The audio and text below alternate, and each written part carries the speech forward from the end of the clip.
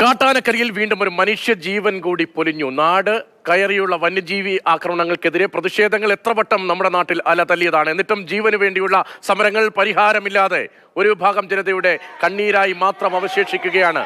അത്തരമൊരു കണ്ണീർ കാഴ്ച ഇടുക്കിയിൽ മൂന്നാറിൽ.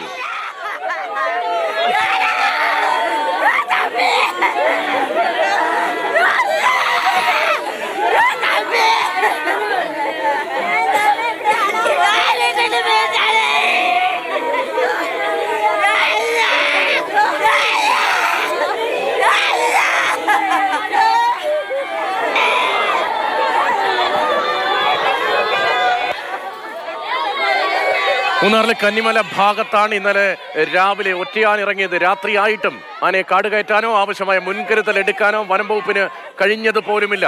തുമ്പിക്കൈക്ക് കീഴെ പിടഞ്ഞു തീർന്ന സുരേഷ് കുമാറിന്റെ ജീവന് ആര് മറുപടി പറയും? അവിടുത്തെ ജനങ്ങൾ ചോദിക്കുകയാണ്.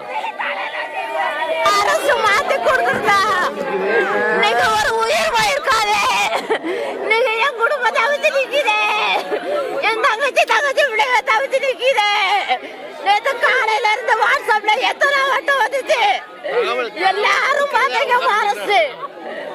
நேத்து காலையில யானை தகவல் கொடுத்ததே இறந்த பையன் தான் எங்களுக்குலாம் வாட்ஸ்அப்ல ஓட்டுச்சு யானை நிக்கின்னு. அத நேற்று பாரஸ்ட் நேத்து காலையில இருந்து அதை மாத்தி எடுத்திருந்தா நேத்து ராத்திரி அந்த உயிர் போயிருக்காதே. இன்னைக்கு கம்பெனி வேலைக்குன்னு போய் இன்னைக்கு அது பிள்ளைகளும் பெண்ணாட்டியும் தவிச்சு நிக்கிறோமே நாங்க குடும்பம் அத்தனையோ. இதுக்கு என்ன முடிவு எடுக்க போறீங்க? இப்படியே எங்க உயிருக்கு போய்கிட்டு இருக்கு. நேற்று காலையிலே ஒரு நல்ல முடிவு எடுத்துக்கலாமே இந்த பாரஸ்ட். LDF സംയുക്ത ഹർത്താലിൽ നിശ്ചലമായിരിക്കുകയാണ്. മൂന്നാർ പ്രദേശം ടൗണിലേക്ക് എത്താൻ കഴിയുന്ന 3 റോഡുകളും പ്രവർത്തകരും നാട്ടുകാരും ചേർന്ന് ഉപരോധിക്കുകയാണ്. കൊല്ലപ്പെട്ട സുരേഷ് കുമാറിന്റെ കുടുംബത്തിന് നഷ്ടപരിഹാരത്തിന്റെ ആദ്യ ഗഡുവായ 5 ലക്ഷം രൂപ ഇന്ന് കൈമാറാനും അതിനിടയിൽ ധാരണയായി.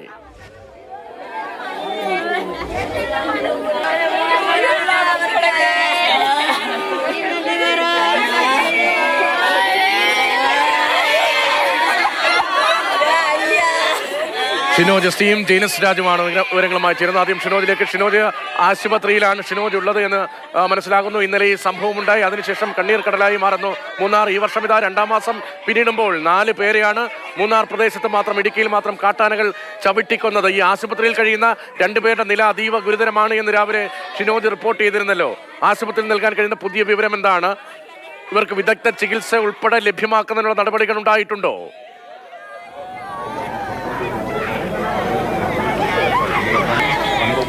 പ്രതീക്ഷ വൈകാരികമെന്ന് പറഞ്ഞാൽ അതിവൈകാരികമായ കാഴ്ചകളാണ് മൂന്നാർ ഹൈറേഞ്ച് ആശുപത്രിക്ക് മുന്നിൽ ഇപ്പോൾ നടന്നുകൊണ്ടിരിക്കുന്നത്. ഈ മോർച്ചറിക്ക് മുന്നിലാണ് ഇപ്പോൾ നമ്മളുള്ളത്.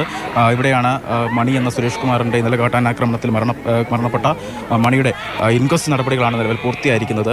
ഇവിടെ നിന്ന് പോസ്റ്റ്മോർട്ടത്തിന് വേണ്ടി താലൂക്ക് ആശുപത്രിയിലേക്ക് കൊണ്ടുപോകണം. എന്നാൽ വനം വകുപ്പ് ഉദ്യോഗസ്ഥർ എത്തിയാൽ മാത്രമേ ഇവിടെ നിന്ന് കൊണ്ടുപോകാൻ സമ്മതിക്കുകയുള്ളൂ എന്നുള്ള നിലപാടിലാണ് ഇവിടുത്തെ ഈ മണിയുടെ ബന്ധുക്കളും അങ്ങനെയുള്ള ആളുകളെല്ലാം തന്നെ ഉള്ളത്. വളരെ വൈകാരികമാണ്. പ്രത്യേകിച്ച് 46 വയസ്സ് മാത്രമുള്ള പ്രായമുള്ളതാണ് മണിക്ക്. തൻ്റെ കുടുംബത്തിൻ്റെ ചെലവിന് വേണ്ടി രാത്രി ഓട്ടോ ഓടി അതിനുശേഷം തിരിച്ചു വരുന്ന വഴിയിലാണ് കാട്ടാന ആക്രമണം ഏൽക്കുന്നത്. പ്രത്യേകിച്ച് 2 കുഞ്ഞുങ്ങളാണ് ഈ മണിക്കുള്ളത്. 2 ആൺകുഞ്ഞുങ്ങൾ. ഒരാൾ 7ാം ക്ലാസ്സിലും ഒരാൾ 4ാം ക്ലാസ്സിലും പഠിക്കുന്നു.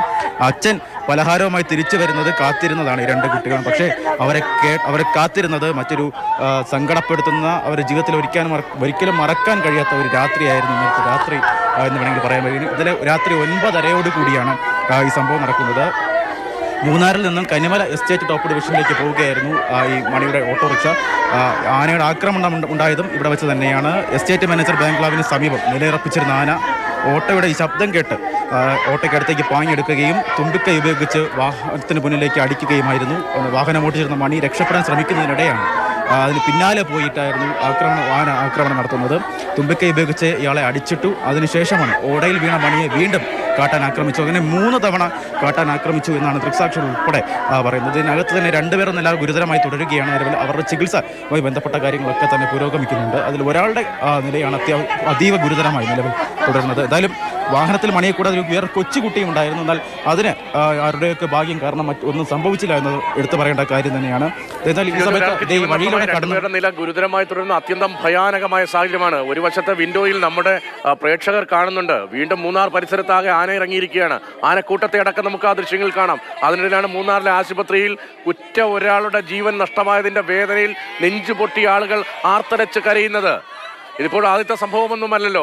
ഈ ആശുപത്രിയിൽ സർക്കാരിന്റെ ഔദ്യോഗികമായി ബന്ധപ്പെട്ട ആളുകൾ, ഉത്തരവാദിത്തപ്പെട്ട ആളുകളൊക്കെ എത്തിയിട്ടുണ്ടോ? നഷ്ടപരിഹാരത്തിന്റെ ആദ്യ ഗഡു നൽകാം എന്ന് പറയുന്നുണ്ട്. ആശുപത്രിയിൽ മതിയായ ചികിത്സാ സൗകര്യങ്ങൾ ഒരുക്കുന്നുണ്ടോ? മൃതദേഹം ഇപ്പോൾ നേരെ വീട്ടിലേക്ക് കൊണ്ടുപോകില്ല.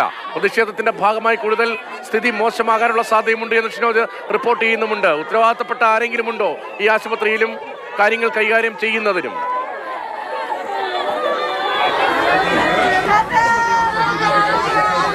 രതീഷ, വനംവകുപ്പ് ഉദ്യോഗസ്ഥർ എത്തിയാൽ മാത്രമേ മൃതദേഹം ഇവിടെ നിന്ന് പോസ്റ്റ്മോർട്ടം നടപടി നടക്കുന്ന താലൂക്ക് ആശുപത്രിയിലേക്ക് വിട്ടുതരികയുള്ളൂ എന്ന നിലപാടിലാണ് ബന്ധുക്കളെല്ലാം തന്നെ ഉള്ളത്. എന്നാലും ഇവിടെ എത്തിയിട്ടുള്ളത് നിലവിൽ ദേവികുളം MLA ആയ എ രാജ ഉൾപ്പെടെയുള്ള ആളുകൾ മാത്രമാണ് എത്തിയിട്ടുള്ളത്. വനംവകുപ്പ് ഉദ്യോഗസ്ഥർ ആരും തന്നെ എത്താൻ തയ്യാറായിട്ടില്ല.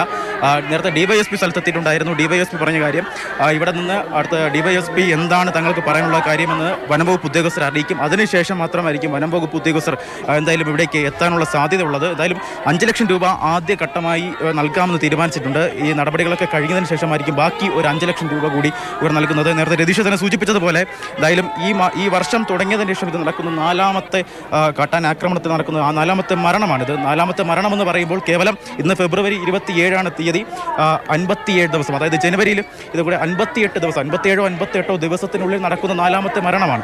അതായത് ശരാശരി 2 ആഴ്ചയ്ക്കുള്ളിൽ ഒരു കാട്ടാൻ ആക്രമണത്തിൽ ഒരു മരണം സംഭവിക്കുന്നു എന്ന് കണക്ക് നമുക്ക് പറയേണ്ടി വരും. ആ രീതിയിൽ ഇത്രത്തോളം ഭയാനകമായ രീതിയിലുള്ള കാര്യങ്ങൾ നടന്നിട്ടും ഇവിടുത്തെ വനംവകുപ്പ് ഉദ്യോഗസ്ഥർ അതുപോലെ RRT സംഘം നമ്മുടെ സംവിധാനമൊക്കെ എന്ത് ചെയ്തു എന്നുള്ള ചോദ്യമാണ് ഒരു സാധാരണക്കാരനാണ്. കഴിഞ്ഞ ദിവസങ്ങളിൽ വയനാട്ടിലും നമ്മൾ കേട്ടത് 2 പെൺകുട്ടികൾ, മരിച്ചുപോയ 2 പേരുടെ മക്കളായ 2 പെൺകുട്ടികൾ നെഞ്ചുപൊട്ടി ചോദിക്കുന്നുണ്ടായിരുന്നു, പറയുന്നുണ്ടായിരുന്നു അവരുടെ ജീവിത പ്രതിസന്ധിയും അവിടുത്തെ യാഥാർത്ഥ്യവും എന്താണ് എന്ന്.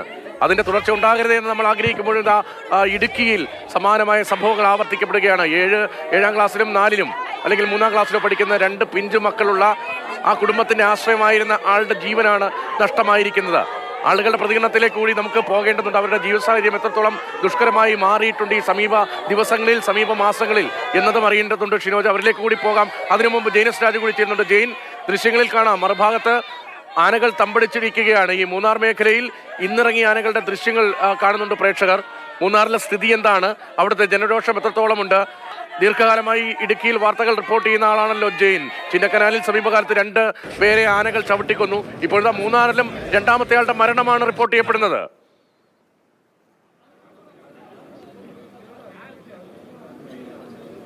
തീർച്ചയായിട്ടും രതീഷ്, തുടർച്ചയായി ഈ ദിവസങ്ങളിൽ കാട്ടാന ആക്രമണം ഇപ്പോൾ ജീവൻ നഷ്ടപ്പെടുമ്പോൾ മാത്രമേ ഇത് ശ്രദ്ധിക്കപ്പെടുന്നു എന്നുള്ളതേ ഉള്ളൂ.